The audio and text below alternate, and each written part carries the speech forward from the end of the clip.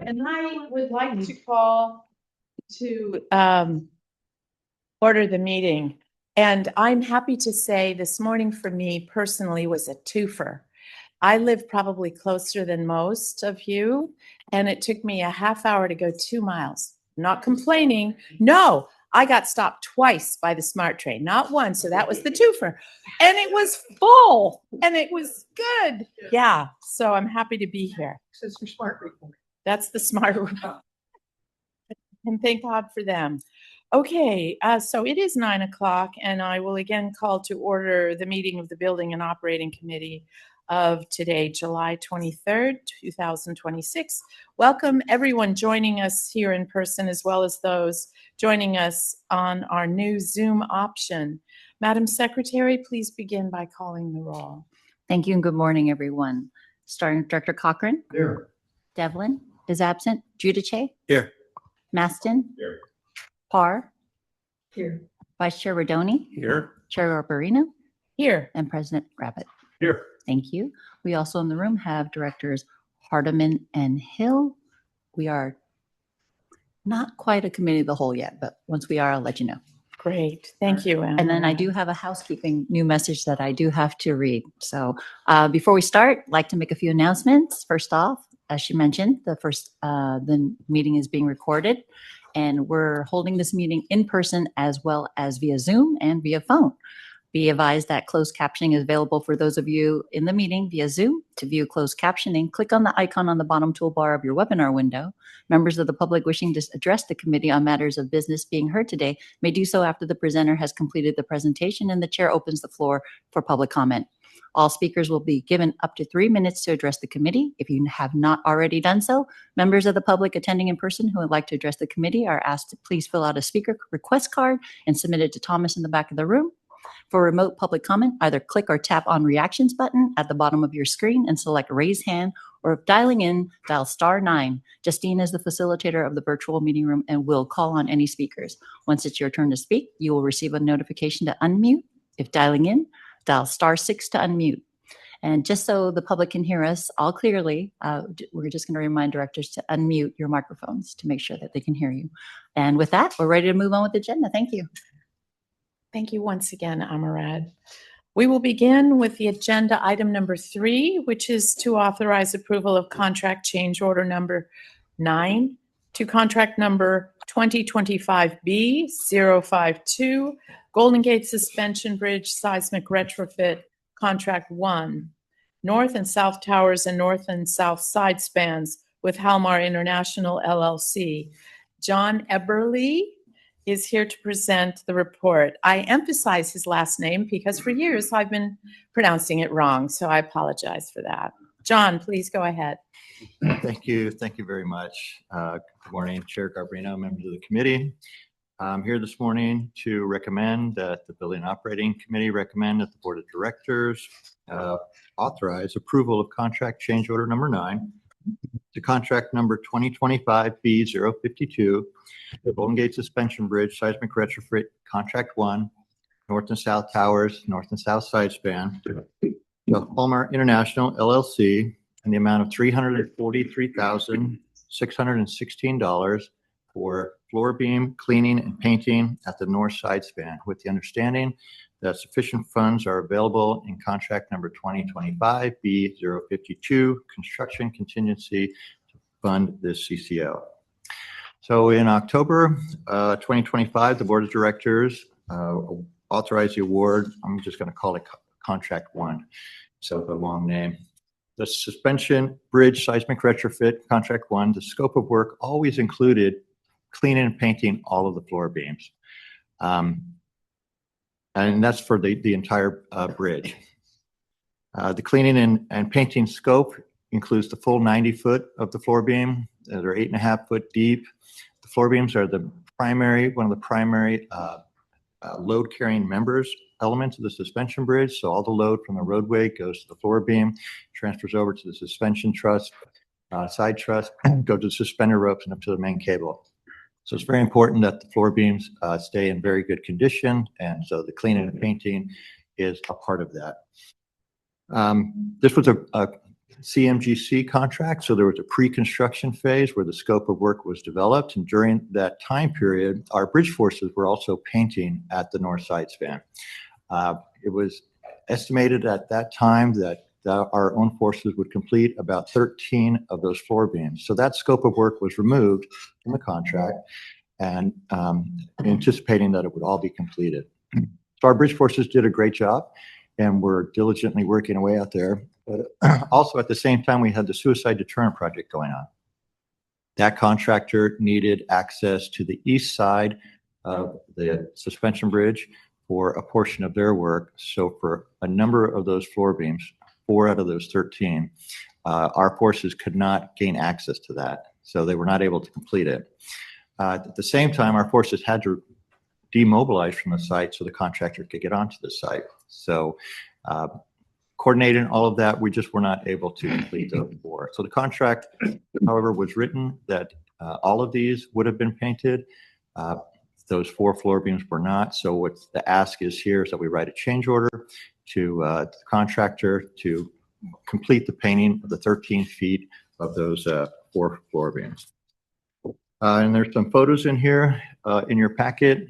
So you can see what a floor beam is. You can see the depth of it. You could also see the recently painted floor beams that our forces have done. And then you could see the 13-foot portion of the floor beams that were not completed.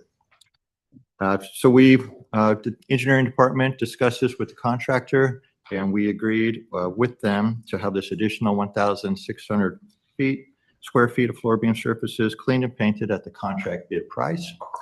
And so with that, recommending that the Building and Operating Committee recommend that the Board of Directors authorize approval of CC09 in the amount of $343,616, contract number 2025B52, be financed with the construction contract contingency. And with that, I'm happy to answer any questions you may have. Thank you, John.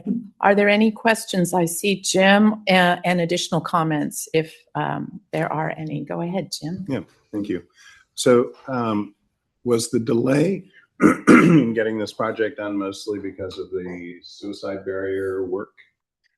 For our forces, yes. Our forces would have enclosed the entire area, but they had to partition off that 13 feet so the suicide deterrent project could get in there and do it. So it was a direct cause of that. If the suicide project was not there, they would have completed it. And we didn't know that at the time that we did the calculations on the project?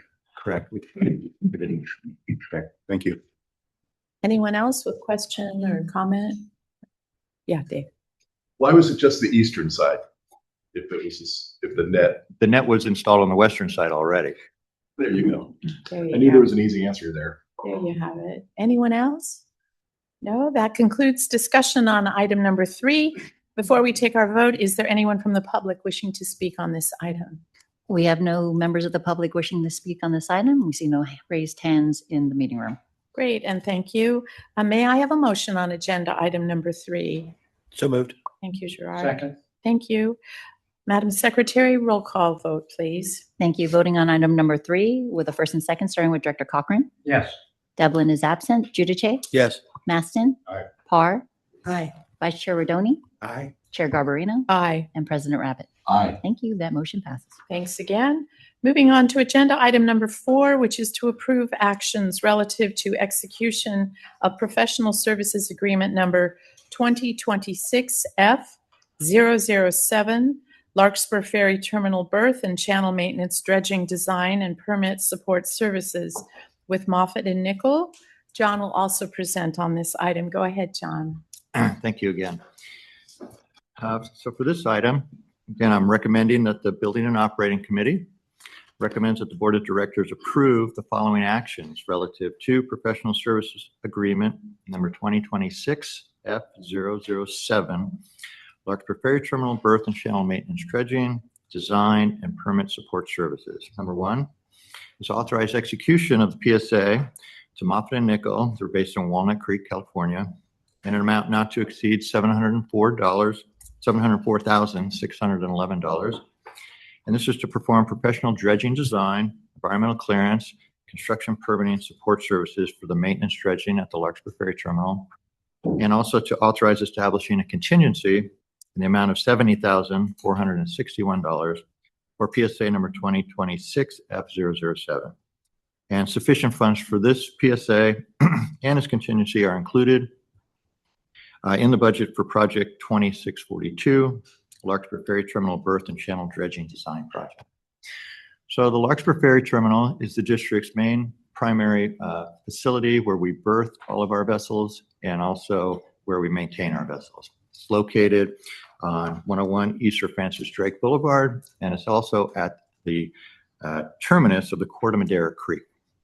So there's 4 layup berths there, and then there's a 2-mile navigation channel that takes you from the terminal out into the bay and across the bay over to San Francisco. And you could, there's some photos in your report, so you can see the location of where the terminal is at. You can see the 4 berths, the turning basin. You can see the 2-mile approach channel, and you can see the Corte Madera Creek. So in addition to designing for the dredging of this, on the 2-mile navigation channel, there are things called marker piles, navigation piles, and those allow vessels to know where the navigation channel is so you don't go outside the channel and potentially run aground. Part of the scope of work for this will be doing an assessment of all of those, and if any repairs are necessary, that'll be a part of the scope also. So dredging, we perform the dredging about every 5 years. It was last completed in 2022, so we're due to start the planning and design work for this again. So in May 2026, the district advertised a RFP for the services. So it's for maintenance dredging of the 4 terminals, turning basin and the 2-mile nav channel, and also inspection and design of pile repairs. At the time of the proposal due date, we had 4 proposers, so we were very happy about that. According to the RFQ, the proposals will be reviewed, make sure they're in performance with the requirements. They all were. And then the top 3 firms will be invited to an interview. So they were ranked according to the criteria. The top 3 firms were interviewed on June 29th, and from that, a final ranking was determined as outlined in the report. The selection committee all agreed that the top ranked firm was Moffitt & Nichol. They were most qualified to perform services. The scope of services that are included are performing a hydrographic survey of the berth and turning basin and the nav channel, preparing a sediment sampling and analysis plan for submittal to the Dredge Materials Management Office, perform sediment sampling and prepare a report to the DMMO, preparing a disposal alternative analysis in support of the disposal permit request, performing the existing pile condition assessment, assisting the district in obtaining permits for the work, including consultations with regulatory agencies regarding the work windows for green sturgeon, Ridgway rail, and other listed species of concern, and then preparing the design plan specifications for the work and assisting the district with advertising.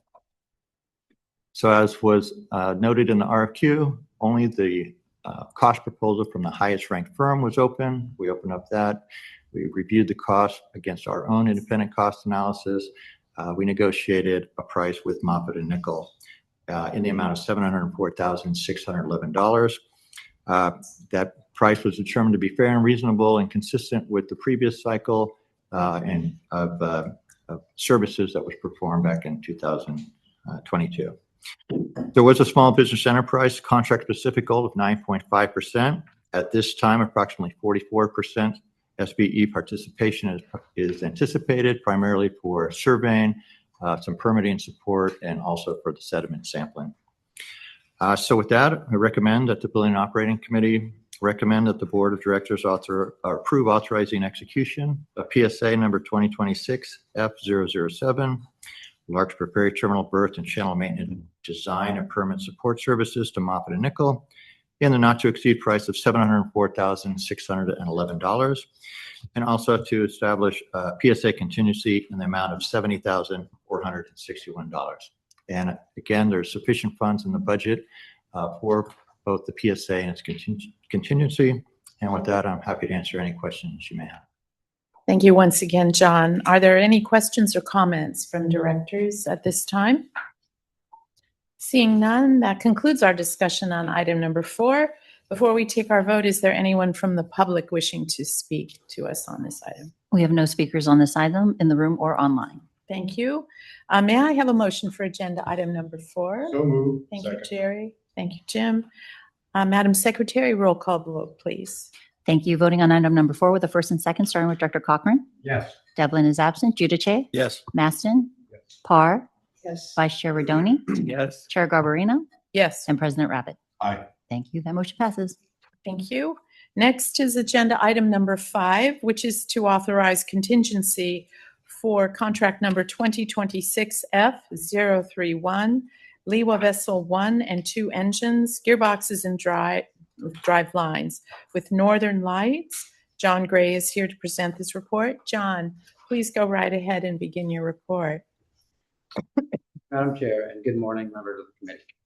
I'm here before you to recommend that the Building and Operating Committee recommend the Board of Directors authorize a contract contingency to contract number 2026F031, Lewa Vessels 1 and 2, engines, gearboxes, and drivelines with Northern Lights in the amount of $2,580,000.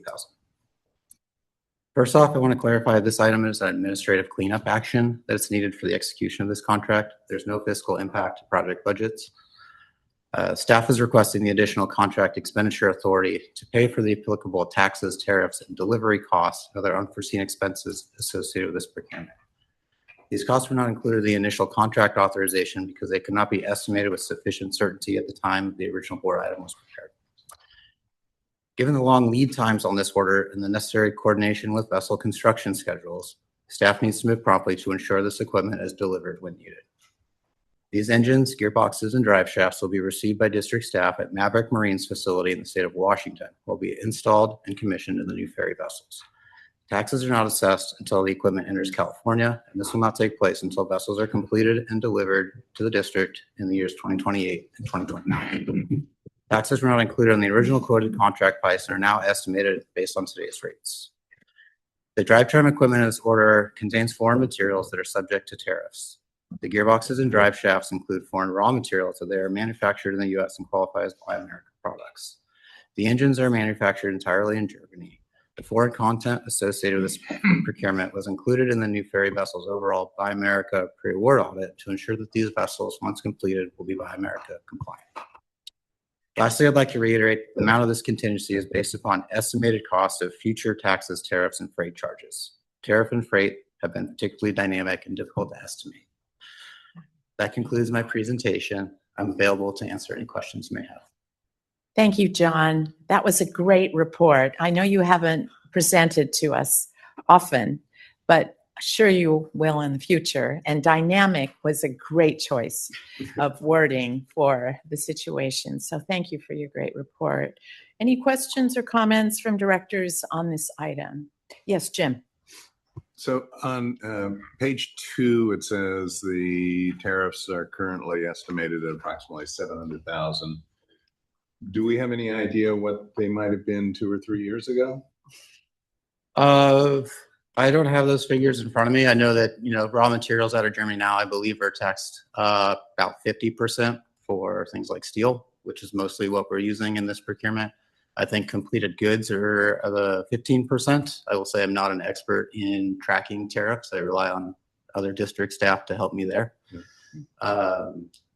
So as of what that rate was a few years ago, I'm not sure. When we got into the engagement of building these boats and procuring these materials, that was items that really only came up within the last 6 months or so. Okay. Would have been less, though. It was a good guess.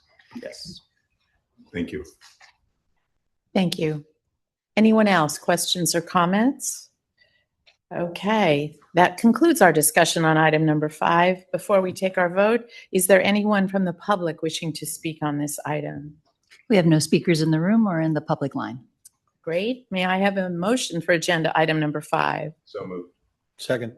Thank you. Madam Secretary, a roll call vote, please. Thank you. We're voting on item number 5 with the first and second, starting with Director Cochran. Aye. Devlin is absent. Judice. Yes. Maston. Aye. Parr. Yes. Vice Chair Rodoni. Yes. Chair Garbarino. Yes? And President Rabbit. Aye. Thank you. That motion passes. Thank you.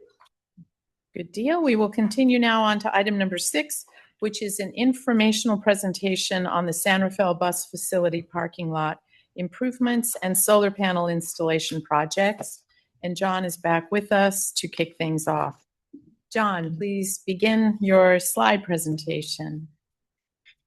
Thank you very much. I thought it would be nice to do a presentation on a project that we just completed, been going on for a while, and you can see some of the good work that both our forces have been doing and also the contractor has performed on it.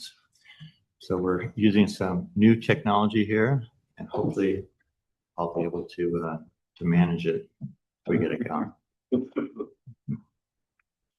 Not yet. Mouse is sleeping. You fussy. I mouse is fussy. Oh, fussy mouse. So fussy mouse. Oh, yeah.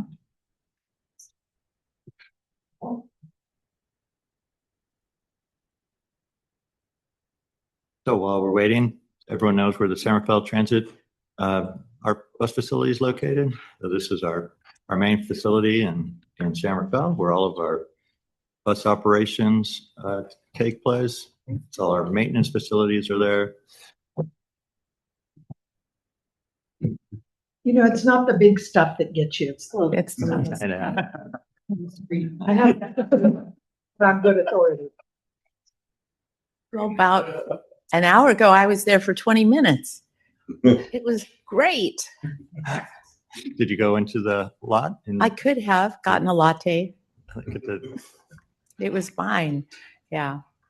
This will be wonderful, this new change in the development into a yeah, better serving facility.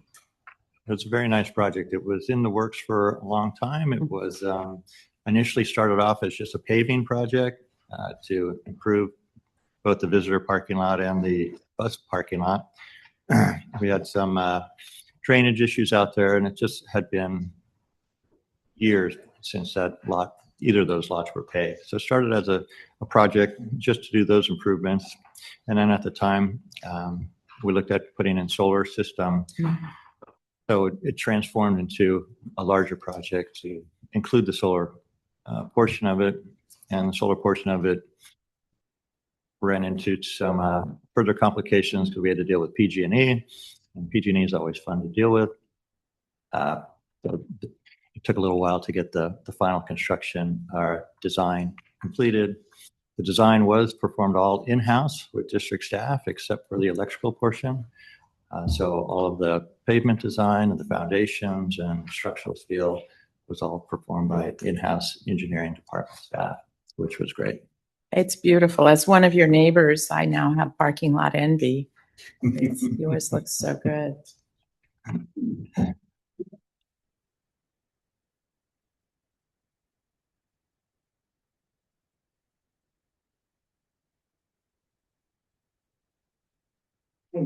Always when you're making a presentation. So what happened was that the computer that is housing the presentation decided to reboot itself. So it kicked itself out of the Zoom, and now we have to bring it back into the Zoom.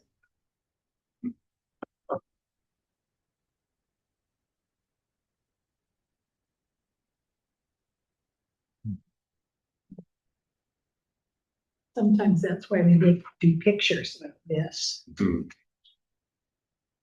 We also have a printed version of comment, just in case, but here it comes. All good.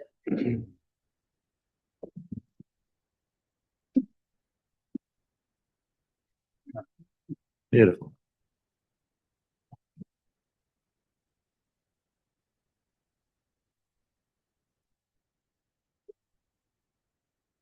All right, thank you. Thanks again for allowing me to present this project this morning. So as noted, this is going to be a presentation on the construction of the San Rafael Bus Facility parking lot improvement and solar panel installation project. Yeah.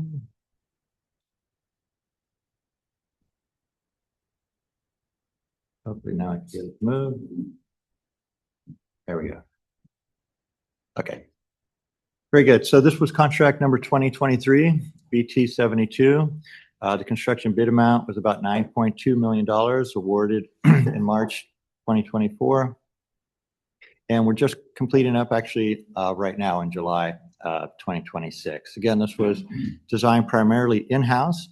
As you can tell, a multi-year project, both in the design and in the construction. So I'll try and use the mouse and not make anything go away. So here's the facility. This is the main, I'm going to call this the main bus facility. This is where the buses park and where maintenance is performed. There's a dispatch building down here next to, adjacent to Anderson. There's our main administration building. And over here, this little tiny area is the visitor parking lot. And then over to the right of the screen is the bus employees. That's where all the employees park. And in the back, there's also an area for, we have some paratransit buses parked back there. And then to the right of the screen, which is not on here, that's where the Marin Airporter is located. Okay. So the scope of the project was to rehabilitate the visitor parking lot, rehabilitate the bus employee parking lot, install a new solar system, upgrade the facility's electrical system, improve access in accordance with ADA requirements, and also we installed a new modular office for on-site medical services. So I always like to have a nice pretty picture to show the location of where it's at. You look over here, you can see the San Rafael bus facility. It's basically sandwiched in between I-580 and Anderson Drive. To the south is US 101. And then we have our Larkspur Ferry Terminal. And further to the south, we have the Corte Madera Marsh, which hopefully you'll remember the presentation on that a couple months ago. And then I like to show some historic site photos when I can. So here you can see the Richmond-San Rafael Bridge. And in the background, Mount Tam and the Marin Mountains. And to the left of the screen here is Larkspur Ferry Terminal location. And then you can see this is the bay, and you can see that the existing site was basically pretty close to the bay and basically was a marsh before. Here's another photo circa 1963 showing the location in the red outline of the facility. And if you look real close, you can see the outline of a channel, marsh channel within there. So, you know, it was basically it has some soft soils associated with it. And then here is circa 1973. So the district purchased this property. They purchased 10 acres in 1971. Okay, and then so in 1972 started some improvements for the bus facility. And if you look at that arrow, the red arrow, that's the actual site. And to the top, you'll be able to see some little facilities. That was where the fueling station was at. And this is a bus maintenance shop. And this is the main entrance driveway going in. So 10 acres were initially purchased, like I said, in 1971. In 72, construction started. This is 73. In 75, the district purchased another 15 acres adjacent to this site. So 7.5 of those acres is used for the current employee bus parking. And then the district had to sell back another one of those 7.5 acre parcels because it wasn't used. It was purchased by federal funds. It was considered excess property, and at the time we had to sell that. So just a little background. So first order of business was the visitor parking lot. So here you can see the visitor parking lot, and it's adjacent to the our administration building. The scope of services included sidewalk and driveway improvements, new pavement delineation, and ADA improvements. Here you can see the existing conditions. The surface of the lot was cracked. There were some tripping hazards. Also, the driveway itself, the sidewalk did not comply with ADA requirements. The slopes weren't quite correct. There were no tactile strips. So that was included in part of the scope. Here's another pre-construction condition. You can see the ADA blue stripes for the parking here. You know, that has to have certain slopes and flatness to it. And with the settlement of the site, it just did not comply. Gelati Brothers was the contractor for the project, so they came in and performed all the asphalt work and the concrete work. You can see them doing the paving here. So they paved in addition to removing the spalls and cracks. They also graded it in such a manner so that the drainage was improved at the site. And here you can see the finished product of that paving into the parking lot. And one of the other features improvements was the ADA area is concrete now. So instead of asphalt concrete, it's actual Portland cement concrete. So it's much less prone to cracking and differential settlement out here. So that's a nice improvement.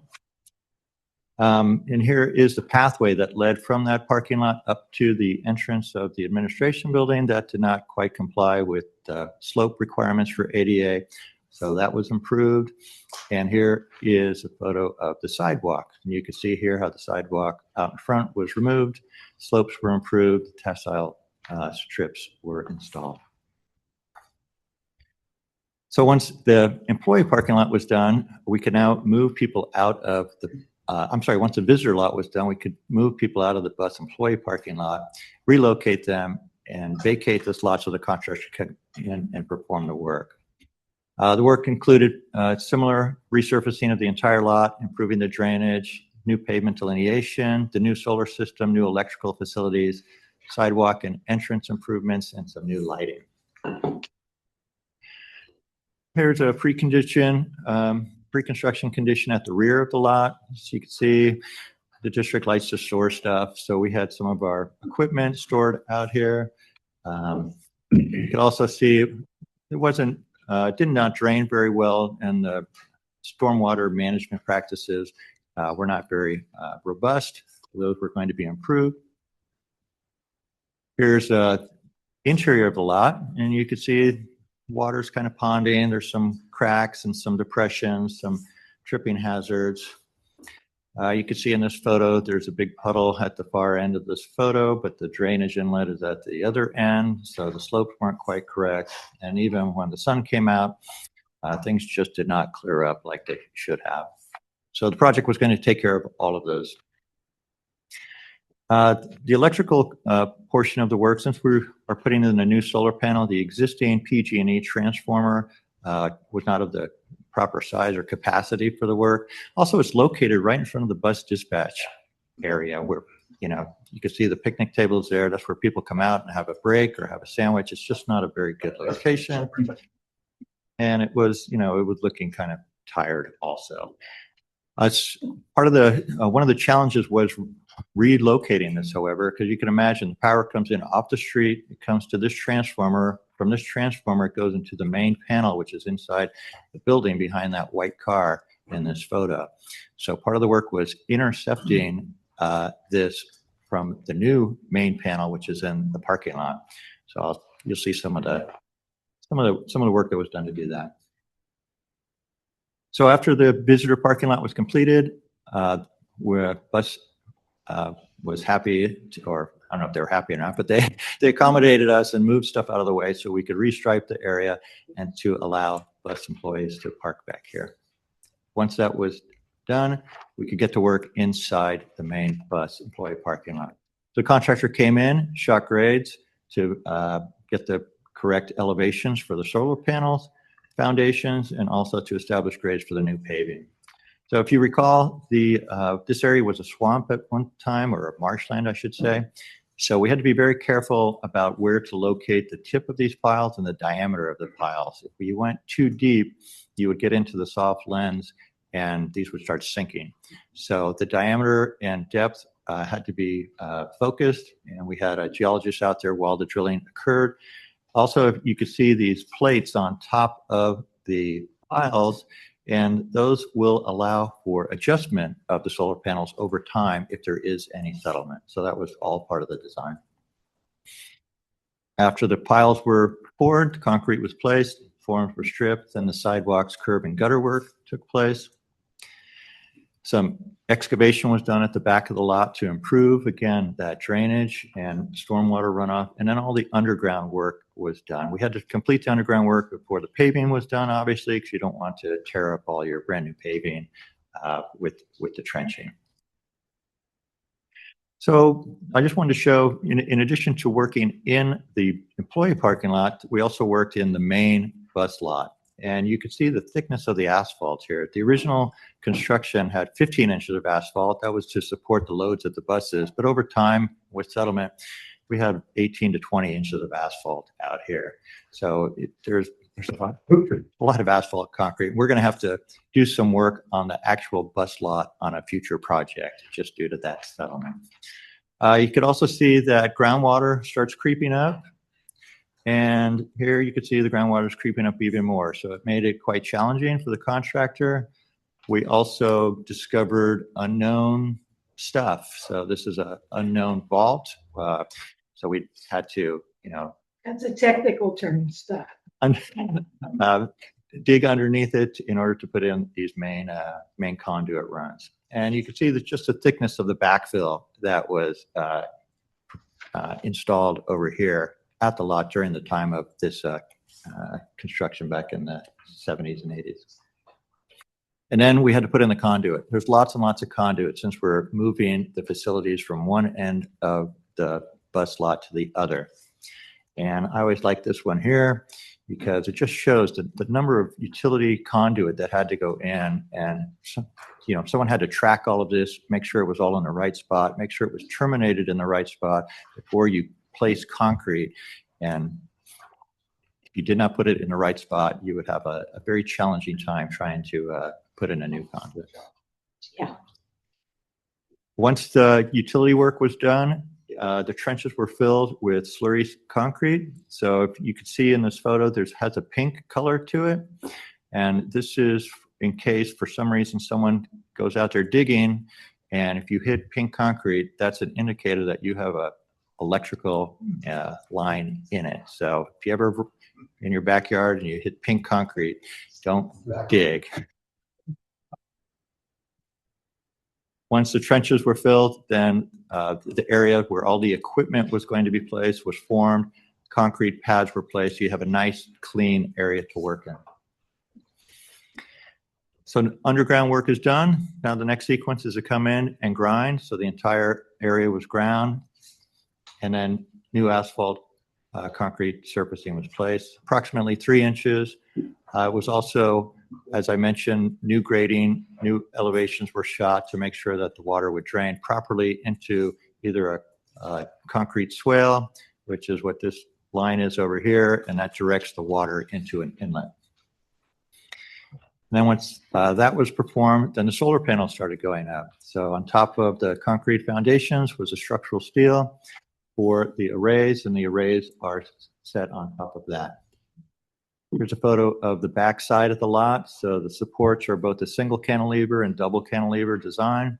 And again, there's adjustments at the base plates of all of these columns so that if there is some differential settlement later on, we'll be able to adjust that.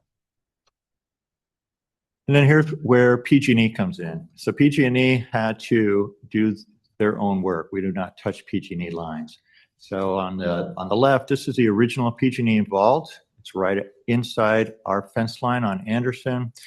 And this vault was too small in order to make the turn to go to our new transformer and main panel. So PG&E had to put in this larger vault.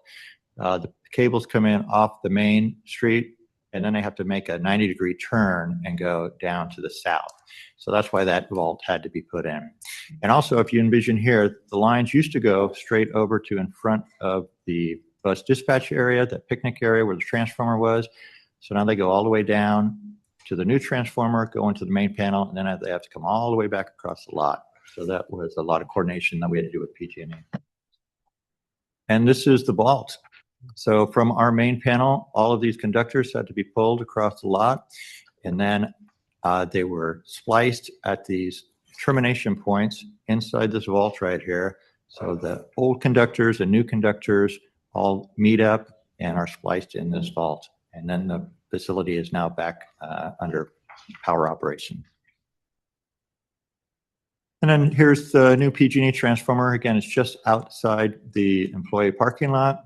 At this location here, those new cables came into this transformer, and then the transformer is then connected to these big boxes, which are the main panel board and the meter for the lot. One of the other improvements we included in the project was EV installation. So we put in 5 pedestals with 2 chargers on each pedestal. So we have a capability of 10 EV chargers for employees right now. And that had its own equipment associated with it. So there's 4 different inverters. These are all the disconnects for those 4 solar inverters. And this is the main transformer for the EV system. And then post-construction, here's the rear of the lot. We got rid of our equipment that we were storing back there. We put in some new type of material and fabric that will capture any sediment before the water goes into this rock feature, and then it will drain into the storm drain out into appropriate location. You can see here that paving is such a manner that a surface runoff will go into this concrete swale and then actually go into the inlet. Put in new pavement delineation so everyone knows where to go in the parking lot. We have motorcycle designated parking here. Everything is covered now, so employees' vehicles are protected.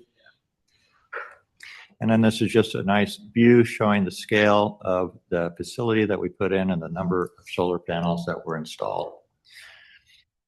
Also in front, we, similar to the visitor parking lot, we did some improvements on the sidewalk to comply with ADA requirements.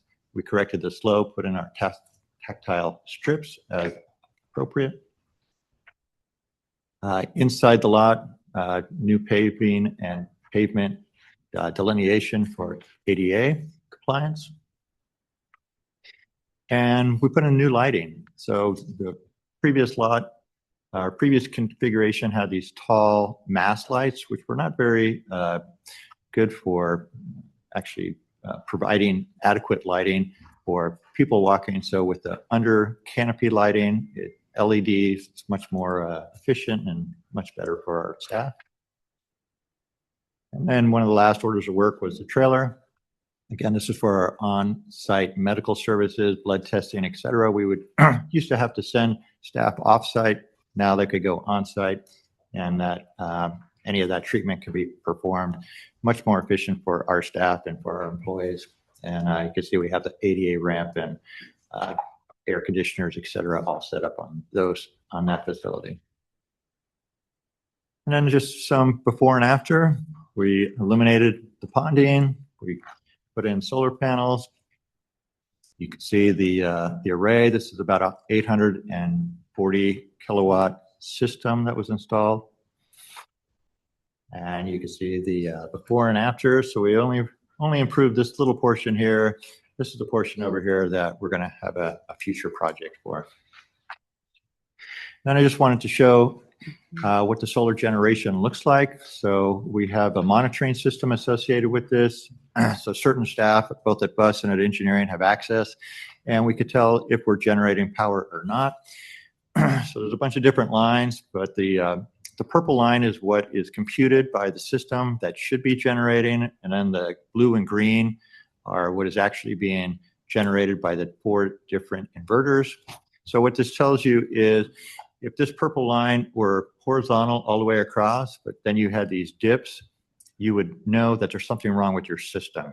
But since the purple line goes down also, it's telling you that the weather conditions, fog or cloud or whatnot, it's not anticipating to be generating power. So you're following, it's following what is anticipated. And this way here you can monitor to see is your system down or is it just, a cloudy day out there.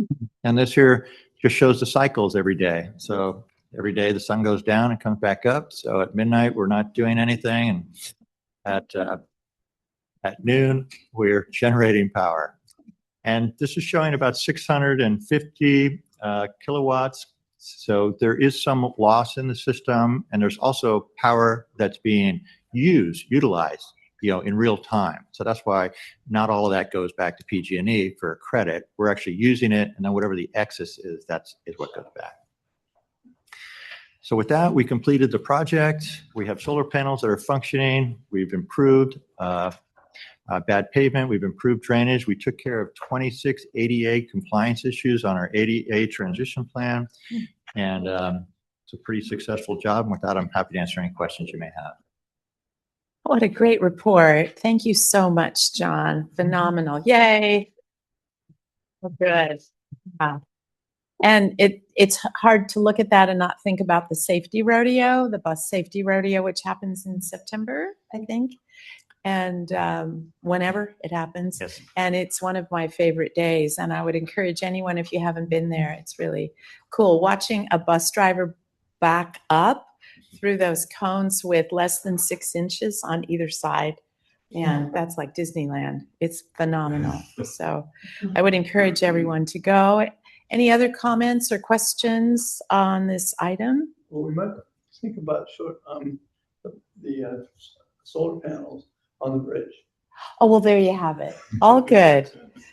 We'll sandwich that in somehow. Finance the deficit. Oh, there you go. It's a good thought. Yeah, Jerry. John, with this new system, we have no batteries to charge ourselves to keep it going. Is there anything in the future thinking about doing something like that? Not at this time. Not at this time. Yeah, the good news about this project is our PG&E bill goes down drastically. Our PG&E bill is paid with basically toll dollars every month, and this project was mostly grant funded. And so we were able to get grant funds to install a solar array and redo the parking lot, which in addition to addressing ADA concerns and making it better for our employees, reduces our need for toll dollars to pay the PG&E bill here. But at the time it was put together, it was not in contemplate batteries also.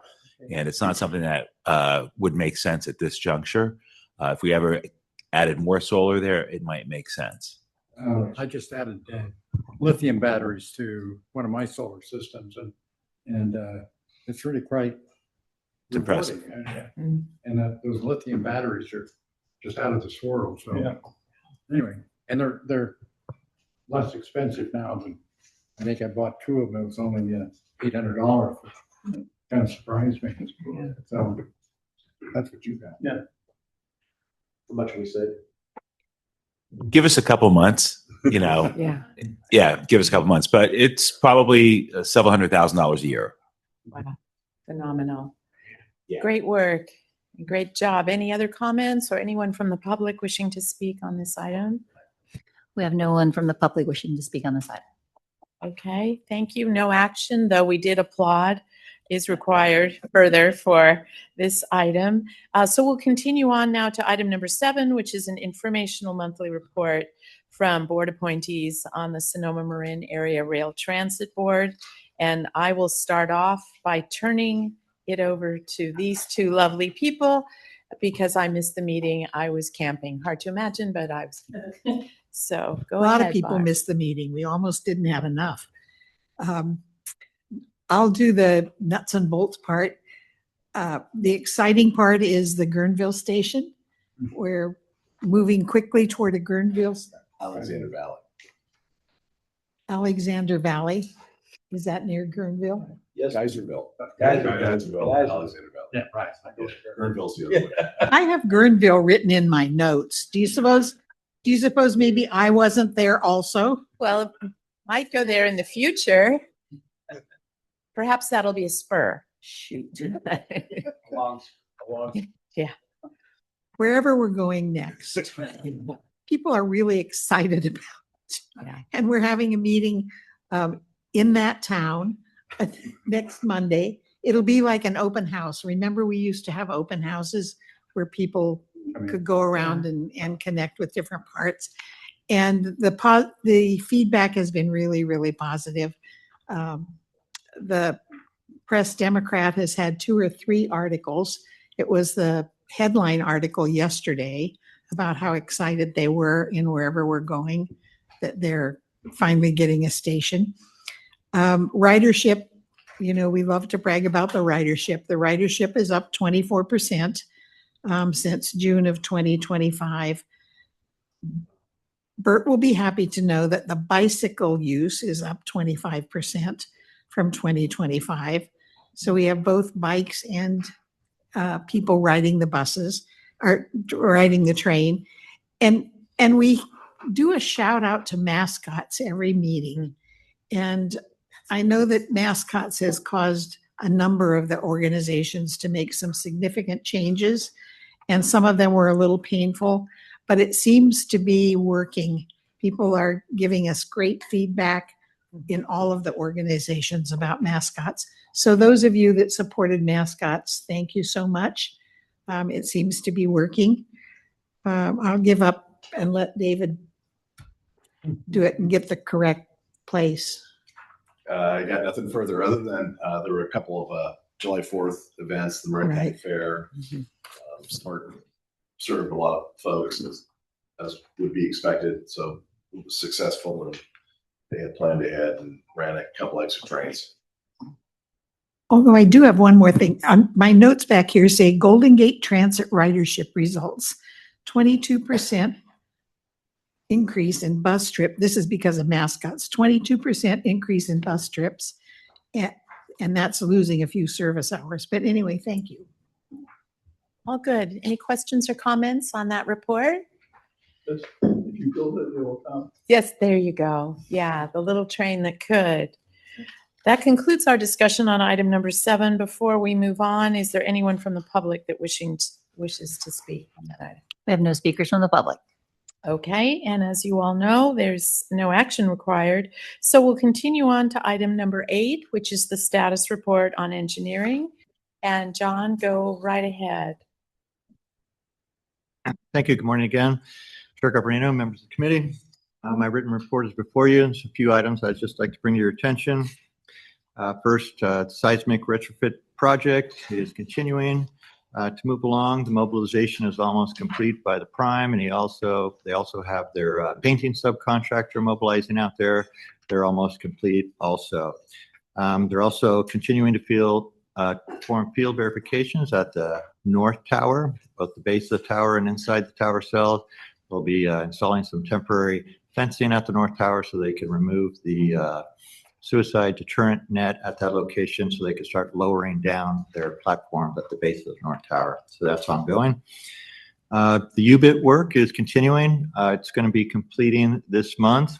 I'm happy to report that Paolo was able to go out there and actually experience it live in person, something that I elected not to do. But it was it's continuing and it's very successful. We have all of our shores installed, so that's something to report. And then I did want to report about the bridge electrical project. So if you recall, this is an emergency project that we started, and we contracted with the contractor who had been assisting us since the beginning on this project, and we started moving along well. And then recently we have come into a rather large disagreement on scope of work and their scope of services and payment provisions. So after discussions with them and not being able to resolve this in the best interest of the district, in my opinion, we decided to terminate this contract with them. So they're completing the work that portion of the work that they have completed. They will now be demobilizing from the site. We'll be taking over any equipment that was purchased. We're going to be performing some of this work in-house with our own forces. Our own forces can do some of this, but cannot do the final terminations because of the voltage of the wiring, the cable system. So we'll have to go out and get another contractor to do that. But I did want to bring that up to everyone's attention that we'll be working on that to complete that. And with that, I'm happy to answer any questions you may have. Thanks again. Colleagues, any questions or comments for John on the report? Seeing none, no action again associated with this item. Is there anyone from the public wishing to speak? We have on no this item? speakers from the public. And I assume on number 9, public Yes. comment. We have no speakers for this committee. Great, thank you again. With that, we've reached the end of the agenda for the Building and Operating Committee meeting. Thank you again, everyone, for your patience as we adapt to this new Zoom format. May I have a motion to adjourn this meeting? So moved. Okay. Hearing no objections, this concludes the meeting of the Building and Operating Committee. Thank you, colleagues. The time is 9:55. Thank you. We're going to end the Building and Operating Committee meeting, and for remote participants, please stand by. We're going to transition to the Finance Auditing Committee, and do not disconnect. The next meeting will start at 10 o'clock.